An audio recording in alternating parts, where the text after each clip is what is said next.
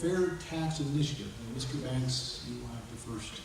That's a great question. It's an issue that I've studied very extensively. The fair tax is a sort of a variation of a flat sales tax or a flat income tax. It gets very complicated. That's one of the issues I have with it. I've read books by conservatives on both sides of the issue. I support it in principle. I do have an issue with there's sort of a rebate policy that goes along with it, where the federal government sends a rebate back to people who earn so much money here or there. It's an issue that I want to learn a lot more about, and I've met with some of the folks here in the room about the issue, and I've also read some of the conservative views on why it might not be as good of an idea. I mean, it's something that advocates have proposed at the federal level. I understand it could also be enacted at the state level as well, and I'd be more I would be someone who would support, frankly, tearing up the IRS and the tax code and replacing it with something more fair like this.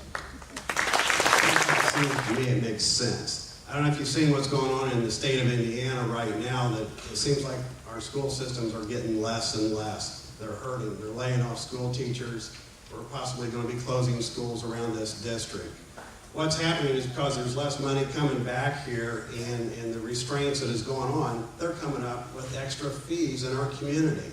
I'm sorry, but whenever you come back to our community and add a fee, that's a tax. Yeah. Yes. We need to put a stop to it. And if we can look at new systems, new ways, let's use the phrase, think out of the box. Let's get in there and do what we can.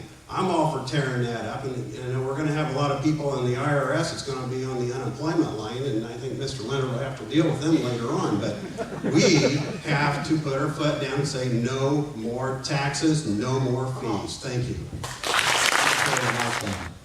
You know what? They have come up with so many different ways to tax this that they don't even know how it's getting there. We've got Lowit, we've got seated, we've got sales tax, we've got property tax, we've got this tax, that tax. We don't even know what we're paying. I think it's time.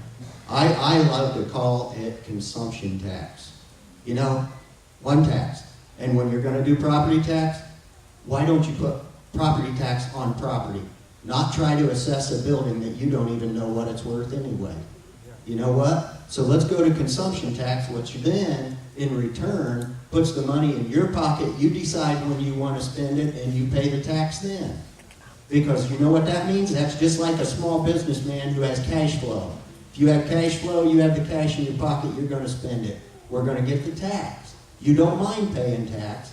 I don't mind paying my fair share of tax, but when they start reaching into my pocket and taking my money before I ever have an opportunity, that's what we got to stop. Before you start that one, could you read that question? I believe it had to do with the flat tax. Fair tax. Fair tax. What is your position on the fair tax initiative? Thank you. We got a little confused up here, so I want to answer the question, I guess. First of all, I'm not sure I'm in favor of a fair tax.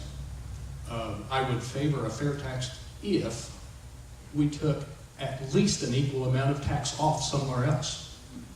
So many of the new taxes, and I can say this from 8 years of experience in the State House, when you come up with a new tax, the other tax doesn't go away.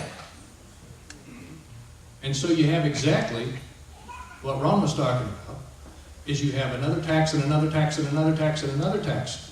We have seated taxes, we have CAGIT taxes, we have COA taxes, we now have Lowit taxes, we have every kind of fee that you can think of. We've put 1%, and 2%, and 3% caps on property taxes. And now we're talking about putting fees on outside the caps. And we need to stop it. Fair tax? Yes. But let's get rid of the other ones first.